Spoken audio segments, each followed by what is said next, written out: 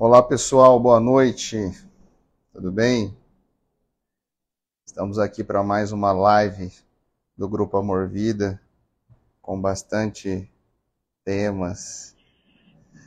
E hoje havia um tema bem especial, bem bacana, que é o tema O que importa na vida, certo? E hoje a gente vai receber aqui um convidado bem especial, né? E nós vamos estar abordando. Peço que se você tiver dúvidas, se você tiver interesse, pode mandar sua pergunta, pode participar aqui. A gente vai ficar muito feliz, né, em ter você aqui conosco nessa live. Bom, sem mais delongas, eu já vou aqui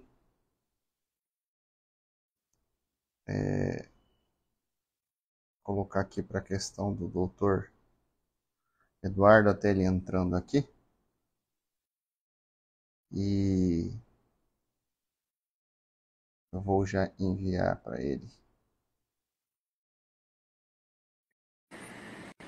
Para o doutor Eduardo. Muito bem. Doutor Eduardo, boa noite, tudo bem? Boa noite, tudo bem? Tudo bem. Que alegria ter você aqui hoje conosco.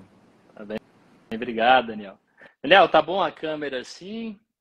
Tá ótimo. Se Tá você dando quiser para ver baixar bem, um né? pouquinho ela, Deixa eu baixar um a pouquinho gente te aqui. enxergar melhor.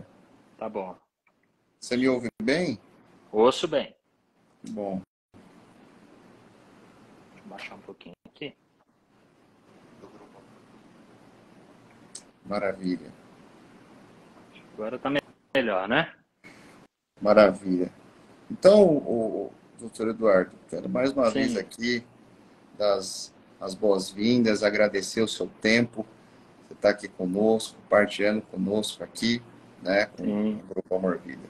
A gente tem feito algumas lives bem interessantes e acredito que mais essa live vai agregar bastante, né? Nosso intuito é sempre estar ajudando, estar esclarecendo as coisas, né? Então a gente vai estar, tem alguns bons temas aqui para a gente estar abordando e já de Certo. antemão já quero deixar bem à vontade, tá?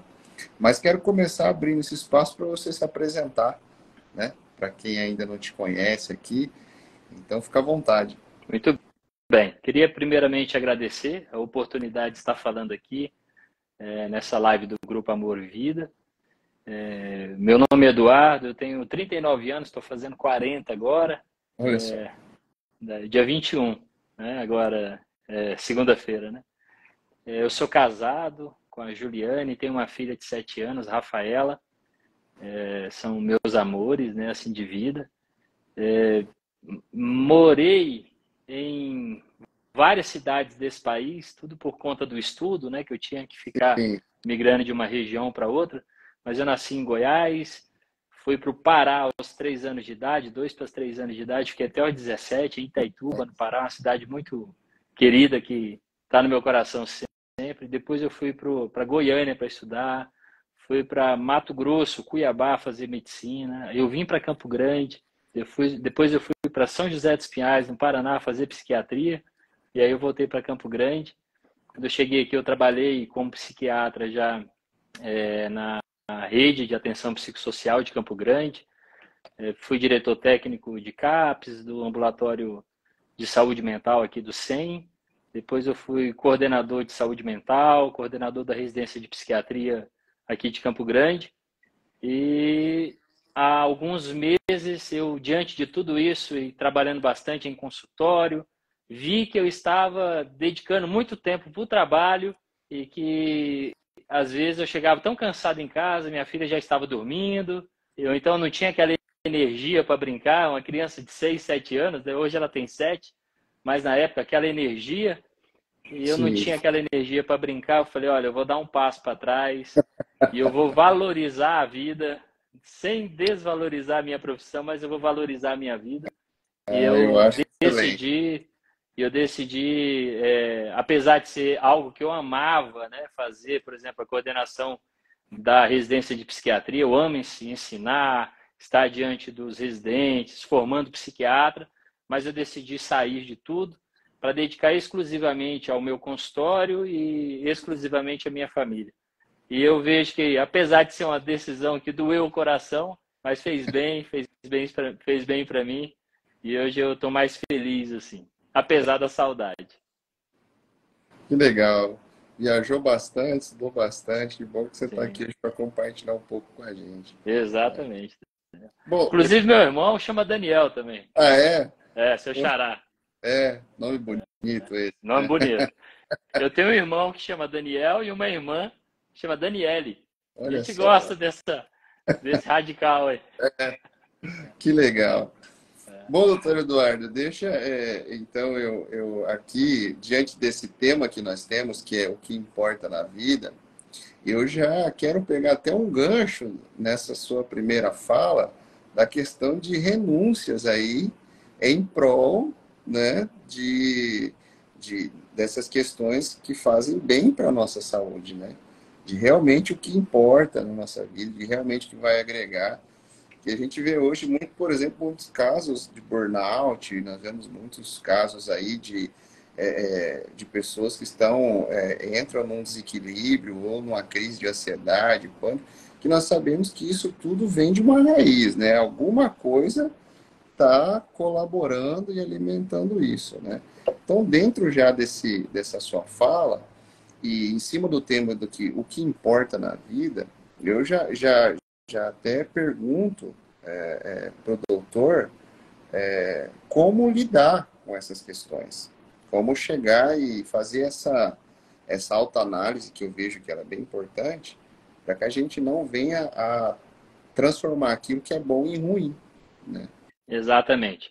Essa sua última frase é fundamental, Daniel, porque, na minha opinião, ao longo da vida, a gente pode correr o risco de estar invertendo o que de fato importa. Então, se eu chegar e falar para qualquer pessoa em sã consciência e dizer assim, o que é mais importante para você, o seu filho ou o seu trabalho? E a pessoa vai dizer, claro que é meu filho, doutor. Mas e sua prática de vida? Você tem mais dedicado tempo, dedicado energia, dedicado disposição para o seu filho ou para o seu trabalho? E muitas vezes, apesar de primeira mão a pessoa falar que o filho é o que mais importa, na prática, às vezes, há uma inversão. Então, a pessoa, às vezes, não se dá conta que, embora ele tenha algumas ideias iniciais do que é importante para a vida, a teoria ela não concorda com a prática. A Sim, minha ideia ela não é coerente com a minha prática. Então eu sei que a minha família é mais importante, mas na prática eu deixo para segundo, terceiro escalão ali de importância e valorizo outras demandas, outros aspectos. Então, o que é importante na vida é algo que, a partir do momento que você resolve essa pergunta, que você responde essa pergunta, você tem que, a partir daí, obrigatoriamente adequar a sua vida àquilo que de fato faz sentido e que é importante para você. Se você fica só no campo da teoria e diz, isso é muito importante para mim, mas na prática você não deposita nada nisso, você não dedica energia, não dedica disposição, isso não te serve de absolutamente nada, apenas para aumentar o seu conflito existencial, que você acredita em A e pratica B. ou seja, o discurso ele fica totalmente invalidado diante de uma falta de atitude. Exatamente.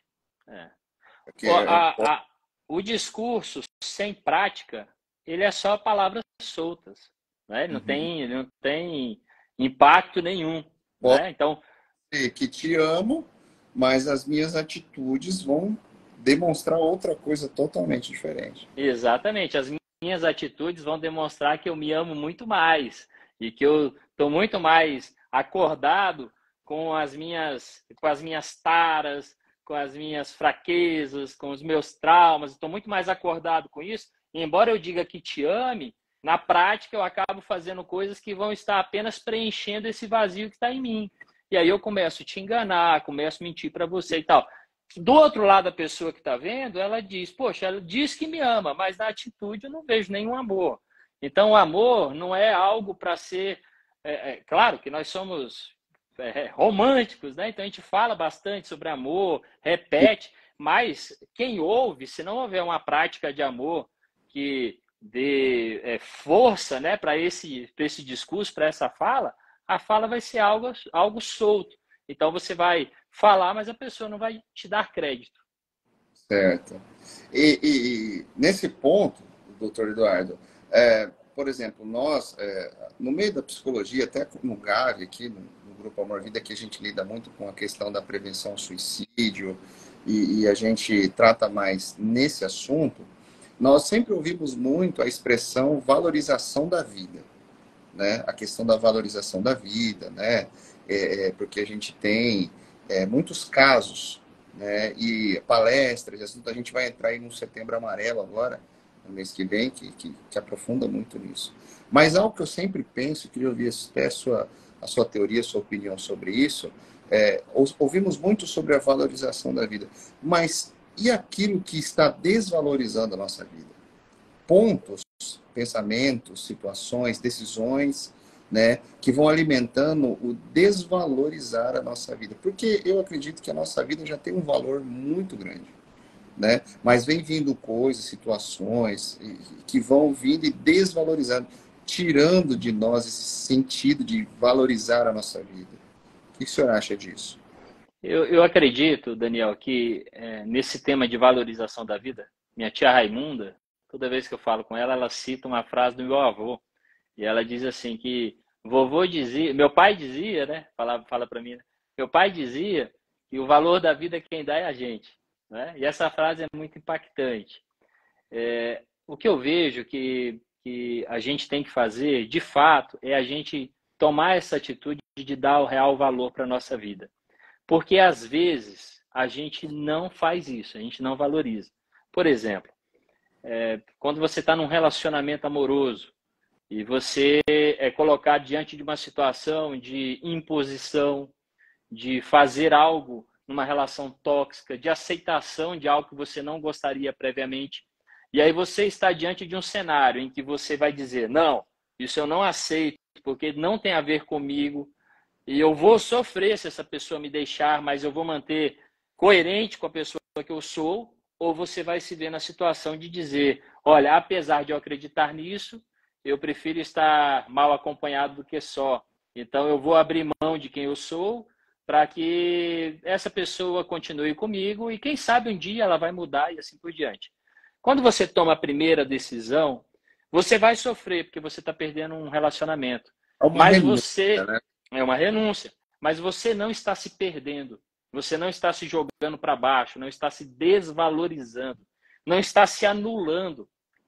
Quando você toma a segunda decisão, você não vai sofrer gritantemente ali naquele momento, mas você a longo prazo, cada vez mais, vai estar se desvalorizando, porque você vai estar em briga com aquilo que você acreditava. À vontade. Água é bom para a saúde. Valoriza a vida, né? Eu, eu estou numa semana de problema de garganta. Entendi. Tempo todo, né, doutor Eduardo? E aí vai colaborando, a gente está precisando de uma chuva aí mesmo, né? E é interessante essa abordagem, porque às vezes nós temos medo da renúncia, porque a gente não enxerga depois dela, né? O resultado depois, decisões difíceis de ser tomada, você renuncia, porque eu acredito que toda renúncia mostra que você prioriza. Entende? Se você, por exemplo, o seu exemplo, você renunciou a algo, mas isso mostra o que você priorizou: sua família, o tempo com a sua filha e todos esses outros tipos de coisa. Mas a renúncia, ela não é confortável. Ela exige de nós um esforço, ela exige de nós um momento de desconforto, ela exige de nós sair da zona de conforto, como tanto nós falamos aí. E eu acredito que, nesse sentido, quando a gente tenta olhar o pós-renúncia, né, a gente pode enxergar algo lá na frente e pode nos mostrar um cenário muito melhor do que nós estamos vivendo. Exatamente. Você- quando a gente... eu acho que a grande dificuldade, Daniel, é a pessoa estar diante de um cenário novo. Uhum. A pessoa ela tem receio de sair de um ambiente em que ela já está acostumada para estar diante de um cenário novo. Ela tem receio de sofrer, de estando diante do novo, será que eu vou conseguir? A Será insegurança, que eu vou ser né? feliz? A insegurança do novo. Uhum. Então, principalmente em relacionamento, o problema é que a pessoa, por exemplo, relacionamento abusivo, a pessoa está numa relação em que o outro está dominando e de alguma forma ela se sente protegida com esse domínio. Ela se acostuma a viver sobre esse domínio. E agora eu sair dessa relação para eu me priorizar, eu tenho que abrir mão desse domínio que estava sobre mim. E agora eu tenho que aceitar, assumir minhas próprias atitudes, enfrentar meus próprios medos, minha insegurança. Então, às vezes, a pessoa tem medo de renunciar, porque a partir do momento que você diz, olha, eu vou seguir minha vida agora sozinho, você está deixando de ter aquele apoio que, por mais maléfico que fosse, era um tipo de apoio para você. E esse cenário novo é o que causa tanta insegurança. Mas, na vida, a gente tem que enfrentar esses medos, essas inseguranças, porque a gente busca uma melhoria pessoal, um crescimento pessoal. Então, por mais que eu esteja com medo, eu estou procurando ser feliz, eu estou procurando me valorizar, eu estou procurando me priorizar. Então, isso a longo prazo e a médio prazo já vai ser muito benéfico para você. Como eu disse, no início você sofre, porque você está tomando uma decisão radical. Como que você abre mão de algo que está teoricamente seguro para uma coisa nova? Né? O que eu fiz foi isso. Eu saí de um trabalho que estava seguro para ficar sem receber aquele financeiro daquele trabalho, ou seja, eu tenho perda financeira, eu tenho perda social, porque de alguma forma ser coordenador te dá um status social de uma Sim, residência, de uma coordenação de saúde mental de Campo Grande, te dá um status. Então, você abre mão de tudo isso porque você decidiu que mais importante do que status, mais importante do que dinheiro, é você estar inteiro na vida e valorizando aquilo que de fato importa. Por exemplo, a presença de uma família, isso é tão caro que dinheiro nenhum compra. exatamente. Exatamente. E diante disso, nós estamos falando, por exemplo, como se fosse uma promoção. Quando você recebe uma promoção, você vai ter novos desafios, novas responsabilidades. Provavelmente isso vai te dar uma insegurança, né? Já domino isso aqui, já estou aqui, já sei como fazer, já sei como lidar, mas você vai ter que renunciar a essa segurança, né? Porque você entende que você vai ter algo melhor lá na frente. Às vezes eu vejo tantas pessoas torcendo para acontecer algo, quando acontece, essa insegurança rouba a oportunidade dela. Mas Exato. trazendo, a gente está falando dessas renúncias internas, eu quero falar um pouco aqui sobre as internas. Por exemplo, o senhor como psiquiatra vai saber muito bem dizer que existem coisas em nós que não faz bem e inclusive vai trazendo essas questões. Por exemplo, a alimentação. A renúncia de uma má alimentação, né? A Sim, renúncia de coisas pessoais, a renúncia da cama para levantar e fazer um exercício, por exemplo, sim. né?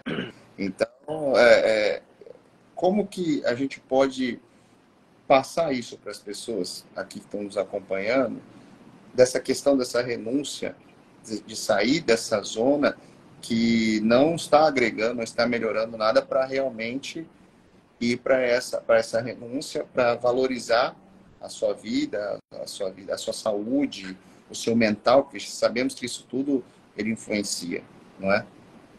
De modo geral, eu aprendi há muito tempo, e eu gosto de usar esse exemplo, a diferença daquilo que é agradável para aquilo que é bom. Uhum. Agradável tem a ver com o momento, tem a ver com a sensação, tem a ver com o prazer. Né? Então, é agradável que eu fique na cama, deitado, um ambiente confortável, assistindo essa série. É agradável que eu esteja aqui, peça uma pizza e um refrigerante e fique assistindo aqui parado, ou que a pessoa faça uso de drogas, de festas, tudo isso é muito agradável, senão as pessoas não fariam, certo? Até certo ponto a droga, né? Porque chega uma hora que já vira dependência e já não tem mais esse retorno prazeroso, já é Tá. uma dependência, já é horrível, né? Mas Tá. aquele primeiro momento, né? É agradável que eu faça algo, né? Que eu deixe de estar aqui com a minha esposa para estar com outras pessoas, com outras mulheres e tal. Tudo isso é agradável. No entanto, a gente tem que separar o que é agradável para a vida e aquilo que é bom. Bom não tem a ver com momento, bom não tem a ver com prazer necessariamente. Bom é aquilo que me faz bem, é aquilo que me gera crescimento, é aquilo que me gera eu estar, diferentemente do que a droga proporciona, que é eu estar fora de mim, aquilo que é bom me traz para dentro de mim, eu estar inteiro, lúcido em relação à vida. Então eu vejo que é agradável sim comer um bolo de chocolate, mas se eu estou com proposta de emagrecimento, então bom para mim seria que eu controlasse isso, né? Então eu sempre vi minha vida, apesar de parecer simples essa visão de qualidade, de agradável, né, relacionado a prazer e bom relacionado ao que me faz bem, eu pratico isso na minha vida e a gente tem sempre que pensar, será que essa renúncia pessoal, íntima, da vida, né? Será que eu estou colocando aquilo que é agradável superior àquilo que me faz bem? Então, essa é a grande pergunta. Então, agradável eu estou agora fazendo atividade física segunda, quarta e sexta. Sim. Toda vez eu vou feliz, alegre? Não. Tem dia que eu vou muito cansado. Tem dia que eu vou pensando assim, cara, por que eu fui pagar, né, para fazer atividade física e tal? Mas, na verdade, depois que você faz, você sente aquele retorno prazeroso e você vê mais do que aquele momento agradável de fazer a atividade, você vê que aquilo ali está te fazendo bem, né? Que está te deixando mais disposto, com mais ânimo, com Um mais. retorno. Bom retorno. Dá um retorno para você, exatamente. Né? Então, as pessoas elas têm que tomar muito cuidado na vida e se questionarem. Por que, por exemplo, você perguntar assim, Eduardo, você usa droga? Não, nunca usou, não. Já teve vontade? Não. Por quê? Porque, para mim, e isso é uma coisa pessoal, porque tem pessoas que têm muita dificuldade com droga, né? Mas para mim, eu sempre quis algo, sempre quis usar coisas na vida que não me tirasse da realidade. Eu valorizo muito o meu cérebro, eu valorizo muito a minha percepção de vida. Então, tudo aquilo que pode me tirar da minha percepção de vida, eu dou um passo para trás, eu não quero. Se você me apresenta algo e me diz, olha, isso daqui vai te dar muita percepção para a vida, isso daí eu quero, isso daí eu tenho interesse. Agora, algo que me tira da percepção, eu não quero. Então, essas perguntas a gente tem que fazer. Isso me faz bem? Isso é relevante para a minha vida ou não? Eu acho que isso aí até responde uma pergunta que mandaram aqui. Como faço para tirar a vontade de morrer? Né? Então, esses hábitos, essas coisas, essas renúncias, que vão, vamos dizer assim, desnutrindo o sentimento de morte, né? E vão cada vez mais nutrindo o sentimento da vida, né? Então, vai desencorajando todo o sentimento de morte, de falta de esperança, de que não vai ter saída, e vai fortalecendo o sentimento da vida, né? Fortalecendo a vontade de viver cada vez mais. Eu acho que isso é extremamente importante, porque a gente está fazendo uma introdução aqui do que valoriza a vida, do que está desvalorizando a nossa vida, e isso vai entrar em praticamente todas as nossas decisões, né? Sim, sim. Tudo aquilo que todo o nosso dia a dia, que a gente tem que tomar uma decisão de optar por aquilo que vai valorizar cada vez mais, nos dar Valorizar a vida. força para cada vez mais continuar e não desistir, não é isso? A Aurilene, né, que perguntou, né? Em Isso. primeiro lugar, assim, a Aurilene, muito obrigado por participar e por ter essa rapidez em falar, essa abertura para falar, muito bom, tá? Já tentei matar 18 vezes uma quantidade de vezes, né? Deixa eu te explicar, Aurilene, algumas coisas que eu acho que vai ser importante para você e para quem nos ouve. Na verdade, essa vontade de morrer, né, é algo que, de fato, não é bem uma vontade de morrer, tá? Acabou se tornando isso ao longo da vida. Na verdade, lá no início, talvez fosse uma, uma vontade de ser feliz, ou vontade de não mais sofrer, ou vontade de não mais me sentir só, entende? E aí, como você foi vendo que ao longo da vida isso talvez foi te afetando, então você hoje associa que, na verdade, você não quer mais viver. No entanto, se eu tivesse essa oportunidade, num passe de uma palavra só, num passe de mágica, tirar de você esse sofrimento que te afeta tanto e te deixasse, olha, Aurilene, agora você não tem mais sofrimento nenhum. E eu te perguntar, se agora que eu resolvi o seu problema, você ainda quer morrer? Provavelmente você diria bem assim, não, agora eu quero tentar viver, porque aquilo que me afetava tanto foi tirado. Sendo que, na verdade, a gente quer viver o tempo todo. A gente reage à vida sempre preservando a vida. Se vem uma bola no seu rosto, é um instinto nosso de desviar o rosto.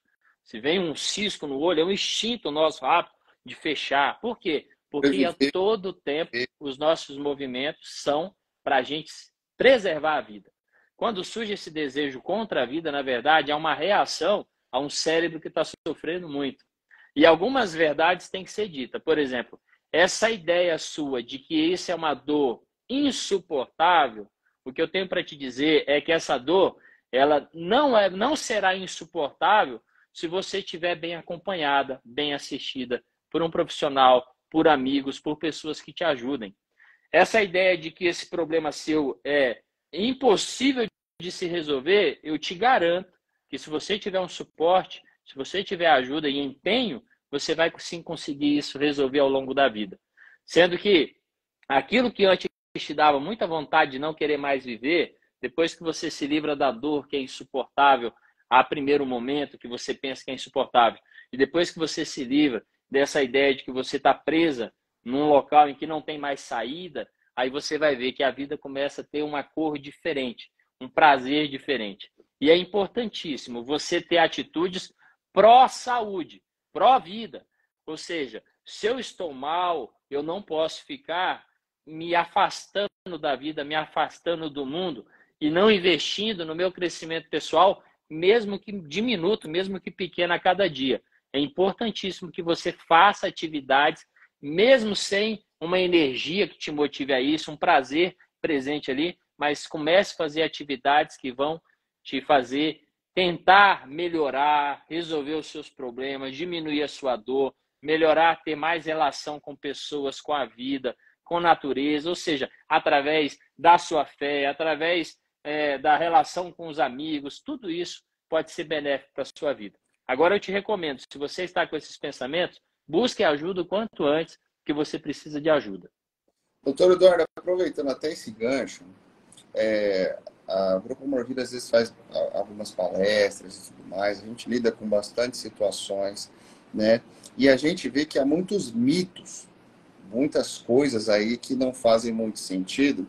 E eu queria aproveitar até esse espaço, esse momento aqui, e que o senhor, como profissional dessa área, esclarecesse essa importância, porque a gente, por exemplo, ouve que uma terapia, né, uma sessão com psicólogo é só para louco, para desequilibrados, é só para aquelas pessoas que já não têm praticamente mais jeito, né, que estão totalmente perturbadas. Queria que você faça um pouco sobre a importância dessa questão de você ser acompanhado, né, de você ter um profissional que não é só necessariamente que se trata também de uma prevenção. Olha, isso é importante. Às vezes as pessoas deixam para procurar um profissional apenas quando já está bem prejudicadamente, né? Já está numa situação bem avançada. E também deve procurar, mas é importante que você busque, né, um apoio profissional já desde cedo, quando você percebe os primeiros sinais, ou até mesmo sem perceber sinal algum, no sentido de promover uma boa saúde mental, de prevenir doenças. É fundamental isso. Existem muitos mitos na sociedade, mitos no sentido de crenças equivocadas a respeito da vida. Então, isso acaba distanciando muito as pessoas, às vezes, de um profissional de saúde mental, porque a pessoa, geralmente, ela tem vergonha de dizer que vai a um psiquiatra, a um psicólogo, porque logo pensa que vai ser associada àquela ideia de que está perdendo o juízo, está louco, né? No entanto, é fundamental que você tenha a coragem de enfrentar esse tabu na sociedade. essa crença equivocada. Porque mais importante do que o que as pessoas pensam a nosso respeito é o que a gente sabe de nós, é o que nós nos conhecemos, o que nós percebemos que nós precisamos de ajuda. Então, se eu estou precisando de um cardiologista, eu devo ir, eu não tenho que esperar um infarto acontecer. Se eu estou precisando de um reumatologista, eu não tenho que esperar os meus dedos todos entortarem para procurar. Se eu estou precisando de um endócrino, eu não preciso esperar a diabetes me acometer, perder sensibilidade e extremidade, eu já tenho que ir desde o início. E se você precisa de um psiquiatra, de um psicólogo, de um terapeuta, procure já desde o início. Não deixe que as pessoas que falam o tempo todo para todos os lados e de tudo, não deixe que eles tenham um poder para prejudicar a sua vida. Não dê esse valor para eles. Exato, eu acho extremamente importante porque tem, como o senhor bem falou, muitos tabus e muitas coisas que acabam prejudicando e afastando as pessoas daquilo que vai ajudá-las, daquilo que vai contribuir para a sua melhora. E eu vejo que, às vezes, muitas pessoas têm resistência por isso. Eu costumo dizer que, independente do que formos fazer, sempre vão existir as pessoas que vão falar de um jeito ou de outro. Você fazendo ou não fazendo, sempre vai ter. Mas é bem interessante você ter dentro de você bem decidido o que é melhor naquele momento e insistir, persistir em fazer aquilo. É muito bem colocada a questão de não deixar com que chegue a um ponto, né, que já está assim crônico, né? A gente precisa ter essa sensibilidade, né, essa sabedoria de saber, poxa, eu posso, né, eu posso aqui já estar com alguma coisa, então vamos ver, vamos fazer um preventivo, né? Vamos conhecer um pouco mais sobre isso, vamos conversar, conhecer. Acredito que isso é extremamente importante. Exato. E entrando no assunto do suicídio em si, né? Como hoje a gente pode tratar esse assunto? Porque a gente tem muitas situações que, por exemplo, as pessoas não querem falar sobre isso. E não necessariamente quem está com sentimento, mas quem lida, quando chega alguém e fala, olha, eu estou com vontade de tirar a própria vida. Estou com pensamentos suicidas, né? Então, como aqui, diante de um ponto de vista profissional, as pessoas podem lidar com isso aí? Essa questão de não ficar aguardando. Porque eu acredito que se você tem um local seguro, um lugar seguro, onde você possa conversar e botar para fora, isso melhore, não? Olha, é importantíssimo quando alguém falar que está com pensamento suicida, tem algumas coisas que você deve fazer antes de tomar qualquer tipo de atitude. Então, a primeira coisa que você vai fazer é não fugir do assunto. As pessoas tendem a não falar sobre suicídio, não falar sobre morte. É como se falar sobre suicídio fosse trazer alguma coisa negativa para casa, para um momento, para um ambiente, né? E aí a pessoa fala sobre suicídio e a pessoa já desvia o assunto, não. Ou então fala alguma fala rápido assim, não, isso daí é falta de fé, isso daí você tem que buscar ajuda e tchau, e já muda de assunto. Então, olha, procura valorizar a sua vida como se fosse uma coisa simples, assim como se a pessoa falasse, poxa, eu não tinha pensado nisso, né? Como se fosse uma coisa que não tivesse, a pessoa não quisesse valorizar a vida. Não é que ela não quer, ela não está conseguindo, mas ela não está conseguindo ter um prazer na vida, não é? Então a primeira coisa é você não fugir do assunto. A segunda coisa é você entender que mais importante do que uma frase é o ouvido.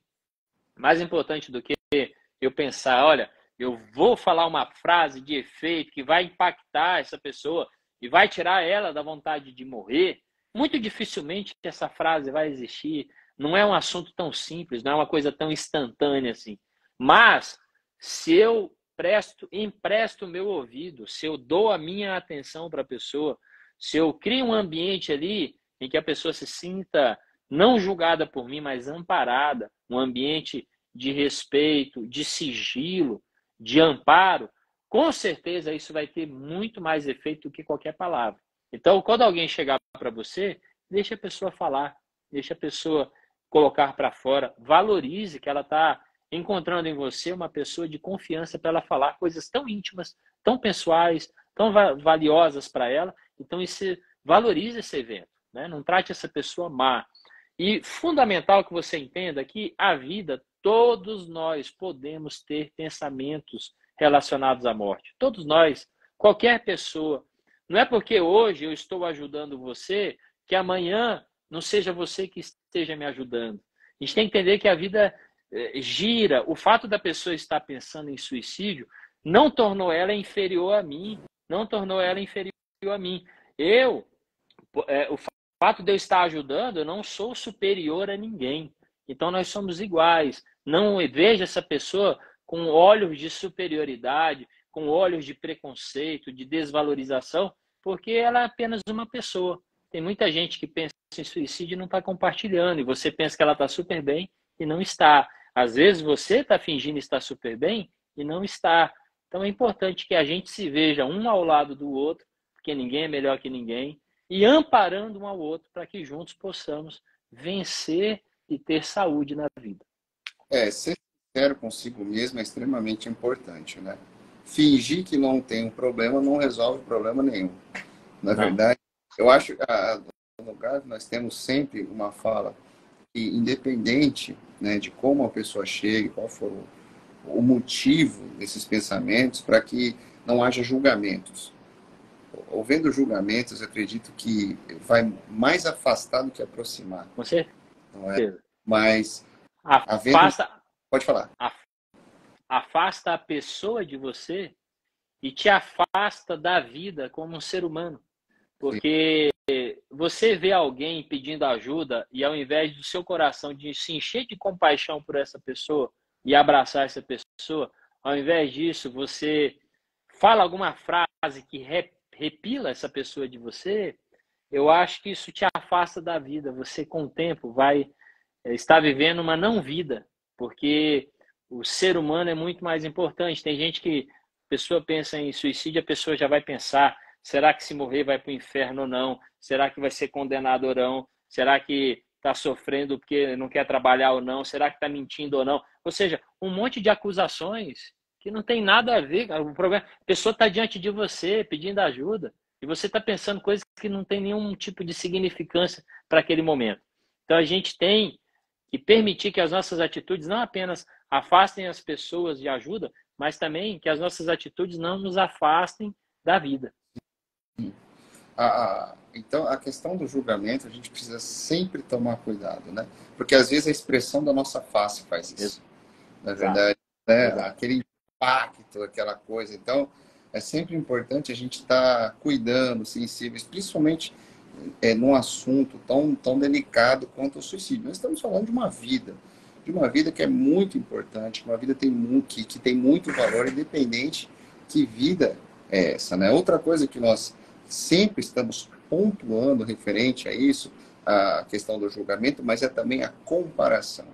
Já deve ter ouvido aquela expressão: pô, você está pensando em tirar a vida porque você passou por isso, né? Eu já passei por coisa muito pior e estou aqui achando que isso vai ajudar, né? E a gente deixa de entender que às vezes o que é fácil para mim é difícil para o outro, e vice-versa.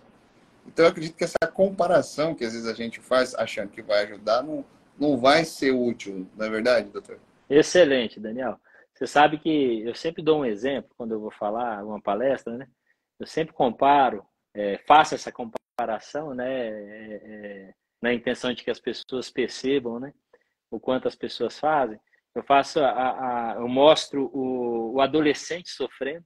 Às vezes está ali, terminou um relacionamento e ele está chorando, está pensando em suicídio, está acabado porque terminou um relacionamento de 1 mês, 2 meses, 3 meses de duração, né? E para ele, aquilo ali era tudo. Para ele era... É claro que ao longo da vida ele vai descobrir que aquilo ali era uma coisinha de paixão, de primeiro momento e tal.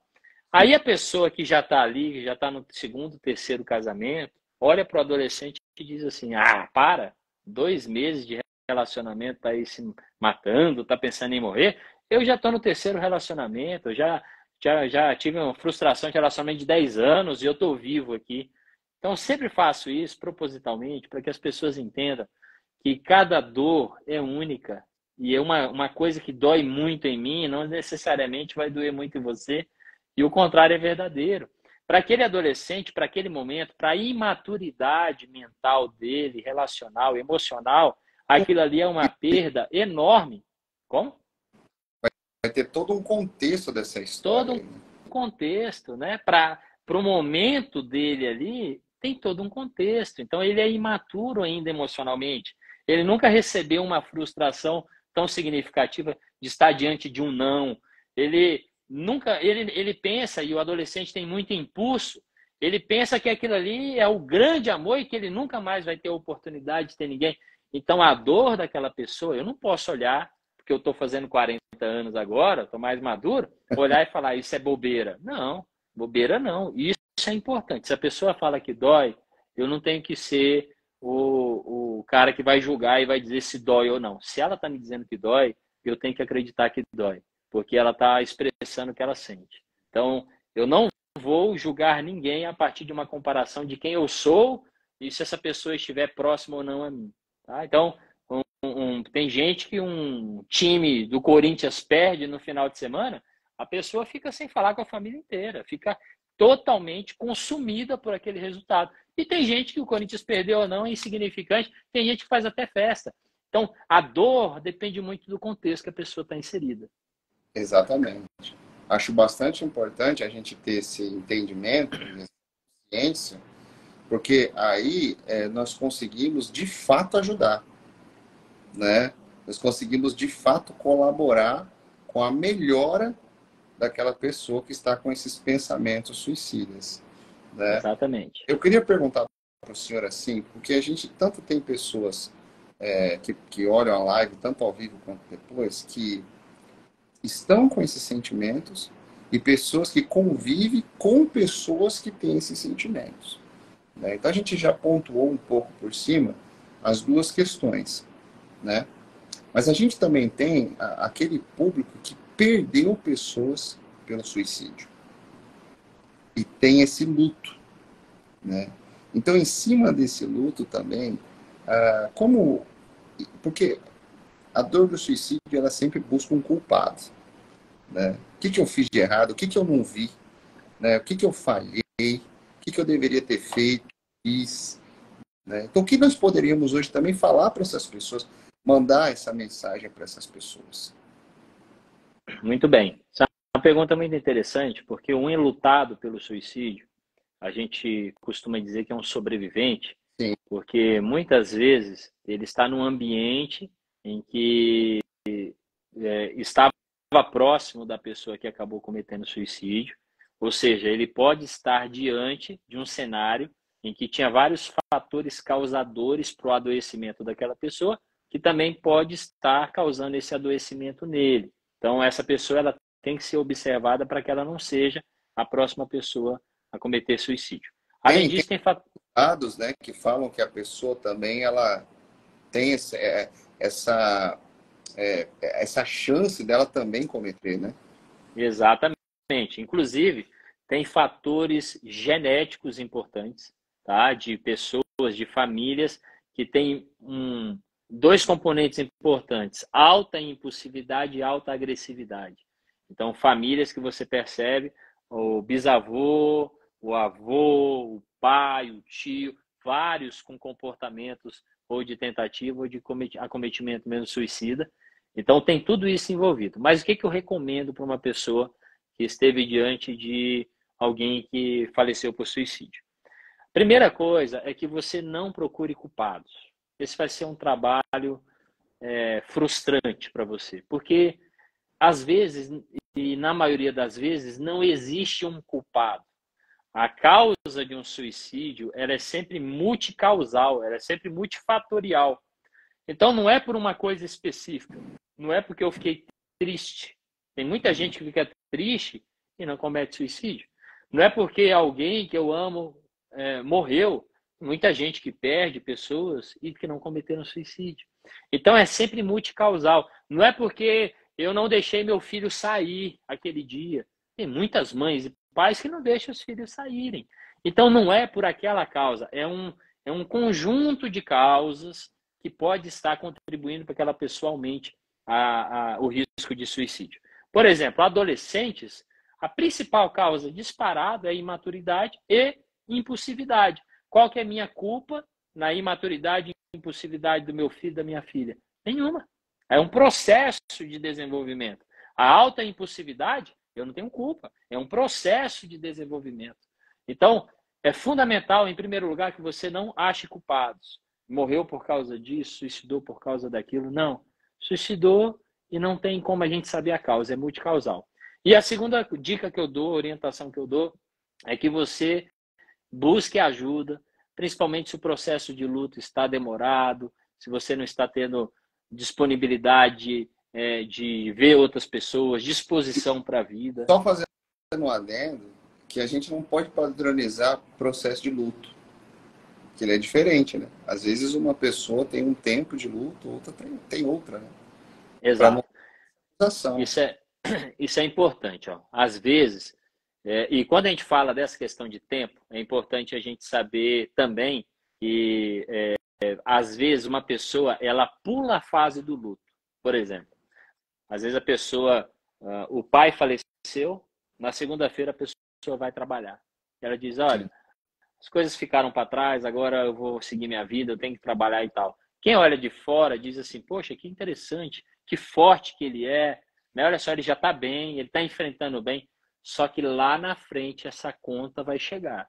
Né? Então, o luto é um momento... processo. Exato, ele não respeitou um processo. Né? Luto é uma coisa fisiológica, necessária para cada um de nós. Na hora do luto, organicamente, a nossa atenção para outras atividades reduz, o humor diminui, a disposição diminui, a necessidade de estar diante de outras pessoas, meio social, diminui, a percepção de esperança muitas vezes diminui. É um processo, um processo.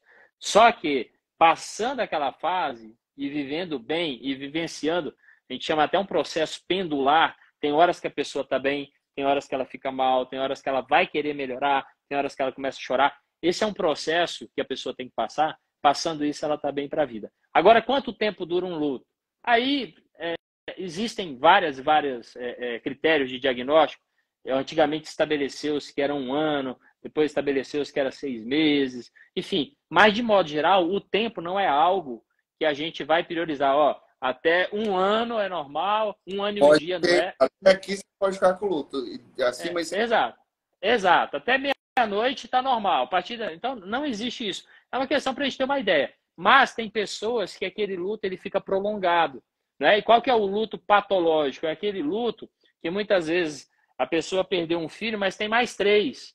E aí ela começa a viver em função do choro e da lamentação e da saudade da ausência de um e esquece dos outros 3. Ou então a pessoa perdeu alguém e aí ela já não vê mais em condição de sair de casa, em viver mais, em estar indo trabalhar, ou seja, já se passou um tempo, já era para ter sido esperada essa recuperação e essa pessoa se mantém. Principalmente e aí o suicídio acaba entrando como uma causa de luto prolongado, porque o suicídio geralmente é uma causa inesperada. Não é aquela pessoa que estava adoecida, por exemplo, quando a gente perde alguém por câncer, né? Você já tem uma ideia que a longo prazo essa pessoa pode evoluir para uma morte. O suicídio, às vezes, a pessoa está bem até ontem e é uma coisa traumática, é uma retirada abrupta, né? Então, geralmente, são acidentes, coronavírus, por exemplo, estava todo mundo saudável, vem um vírus e tira muita gente. Então, são causas de morte que pode gerar um luto patológico. Excelente, excelente. Acho que isso é importante. Sempre a gente está colocando isso em pauta e quebrando todos esses tabus aí. Porque, por exemplo, também isso é interessante falar, porque a pessoa também entende que ela não vai ficar o resto da vida, ela tem condição de sair do luto. Total. Se ela respeitar esse processo, né? Se ela chorar o que tem que chorar e ficar ali, né? Respeitando toda essa transição para voltar novamente às suas atividades e tudo mais do tipo. Isso é extremamente importante, porque eu acredito muito nisso. Você fingir, acredito que não vai melhorar, né? Fingir que o problema não existe, fingir que não tem aquele sentimento, mas acreditamos que se expor, conversar, né? Eu acho que é muito importante deixar isso bem claro, né? Até encorajar as pessoas, né? Se está sentindo, procure um profissional, né? Eu vejo muita importância de boas amizades, boas influências, a família em si, né? A gente vê muita questão da família não acolher, a família tratar sentimentos suicidas de qualquer maneira, como se fosse frescura, como se só quisesse chamar atenção, coisas que eu vejo que não vão ajudar, né? Mas lidar de uma maneira séria, de uma maneira trazendo a importância que aquilo merece, entende? Exatamente. Você sabe, Daniel, que o choro do luto, toda vez que a gente perde alguém que é muito significativo para a gente chora o resto da vida, né? Então, você não chega um momento em que vai ficar uma coisa, não vai ficar uma coisa indiferente para você, uma coisa neutra, não. Se perder alguém que foi importante, volta e meia, você vai contar uma história, vai falar da pessoa, sua garganta vai fechar ali, seus olhos vão encher de lágrimas. É totalmente normal isso. A gente ama e sente saudade de quem a gente ama. Ponto. Só que, qual que é o processo do luto? É eu poder sentir saudade, poder chorar quando eu enfrento o luto e passo por ele, mas eu também posso trabalhar, eu também posso amar novas pessoas, eu também posso me divertir, eu também posso viajar. Então, mesmo sentindo saudade, mesmo vez ou outra chorando, que é um processo de saudade de quem a gente ama, mas a vida ela não fica inviabilizada. Quando o luto é patológico, a pessoa está uma hipervalorização da perda, ela está muito focada naquele evento e é como se todo o restante perdesse importância. Todo o resto da vida é como se não existisse mais. E a pessoa fica focada apenas no evento e a vida dela fica inviabilizada. Então esse é o luto patológico. Entendi. Que legal, que legal. Bom, nós estamos indo para quase uma hora, o papo está muito bom. Passou rápido. Pois é, né? Quando a conversa é boa, o tempo passa rápido, né? Mas foi muito bom, acho que acredito que esclarecemos muitas coisas preciosas aqui, né? Eu acredito que é um conteúdo bem importante, que é um conteúdo que faz diferença. Acho que isso é importante, faz diferença, né? E eu queria abrir para o senhor fazer aí, doutor, as suas considerações finais, né? É, O pessoal que tá está bem. nos assistindo, que está nos acompanhando, e aqueles que também vão nos acompanhar depois aí. Muito bem. Queria agradecer pela oportunidade, por vocês terem participado. Eu sei que às vezes na noite, no meio da semana é difícil, né? Vocês ficarem todo o tempo, mas tem muita gente que vai assistir essa live depois, Sim, né? claro. Ficar gravado aí. Uhum. E eu queria que você, né, se fosse para a gente concluir, né, tudo que nós falamos, eu queria que você decidisse levar com muita seriedade a sua vida, né? Mais do que buscar por abrir portas, que a gente sempre tem, Daniel, essa ideia de eu quero abrir portas na vida, que Deus venha abrir portas para mim, eu vou trabalhar para que portas sejam abertas para mim.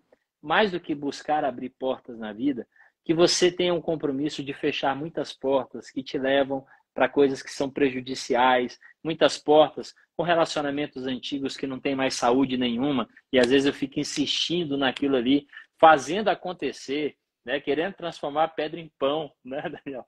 Então, essa ideia de ter uma seriedade com a vida e não manter nenhum tipo de vínculo que vá ser prejudicial para você, isso é fundamental para a sua saúde mental.